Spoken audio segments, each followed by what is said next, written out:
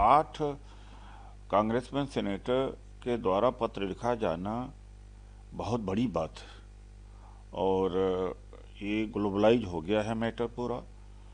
और उनको बेल नहीं दिया जा रहा है, वो तो ये जाति की जा रही है। ये जो लॉ मेकर्स हैं, जब हमारे मंदिरों पर हमले होते हैं वहां पर, तब ये चुप्पी साध जाते हैं।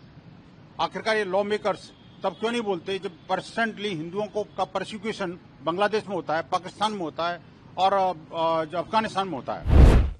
लॉ मेकर्स हैं, कांग्रेसमैन और सेनेटर्स अमेरिका की अगर कोई बात उठाते हैं तो एक समझ लीजिए कि वर्ल्ड की पार्लियामेंट है। डिफैक्टो मैं ये नहीं कहता हूँ कि कानूनी तौर से या लीगली पूरे दुनिया की पार्लियामेंट है, लेकिन प्रभावित करता है। कहने का मतलब है कि 8 कांग्रेसमैन सेनेटर के द्वारा पत्र लिखा जाना बहुत बड़ी बात है और ये ग्लोबलाइज हो गया है मैटर पूरा। और उनको बेल नहीं दिया जा रहा है, वो तो ये जाति की जा रही है और इसमें पूरा कम्युनल एंगल है, बदले की भावना है और उनको तुरंत बेल दिया जाना चाहिए। और बेल जो है रूल है, एक्सेप्शन नहीं है। और जब मुस्लिम और दलित इन लोगों का मामला आता है तो इसको बेल को एक्सेप्शन बना देते हैं, रूल नहीं होता। तो दुनिया की, भारत की बदनामी भी बहुत हो रही है। जब कांग्रेसमैन और सेनेटर्स कह दिए तो समझ लीजिए कि ग्लोबल न्यूज हो गई।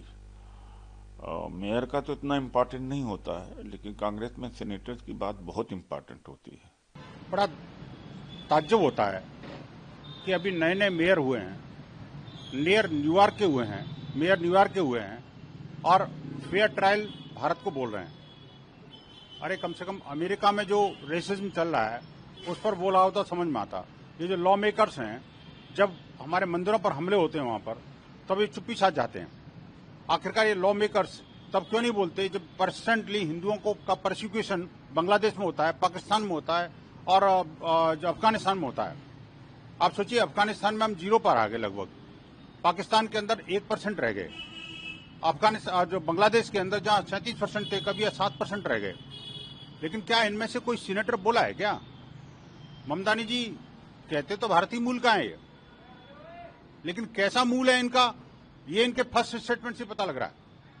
अरे भारत की न्याय व्यवस्था इतनी सुदृढ़ है, भारत की डेमोक्रेसी इतनी जबरदस्त है कि इसका कंपैरिजन मुझे लगता है अमेरिका भी नहीं कर पाएगा। ये इसीलिए इसको डेमोक्रेसी की मदर कहा जाता है। शरजील इमाम और ये जो उमर खालिद और इस तरह के जो आतंकी मानसिकता के जो लोग हैं, उनको क्या सिर्फ इसलिए बचाना चाहते हो कि मुसलमान है? कम से कम अमेरिका के मेयर को, न्यूयॉर्क के मेयर को तो ऐसा नहीं सोचना चाहिए। जो अपने आप को लॉ मेकर कहते हैं, उनको भारत के लॉ के अंदर इंटरफेरेंस करने का कोई अधिकार नहीं है। उनको अपने अंतरात्मा आत्मा में झांकना चाहिए।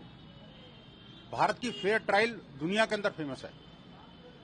और देखिए, जो आतंकी हैं, जो अलगाववादी हैं, भारत तेरे टुकड़े होंगे इंशाअल्लाह इंशाअल्लाह, इस तरह का नारा लगाने वाले, दिल्ली को दंगों की आग में झोंकने वाले, दर्जनों लोगों को मरवाने वाले, उनके लिए आप वकालत कर रहे हैं, पत्र लिख रहे हैं। शर्म आनी चाहिए।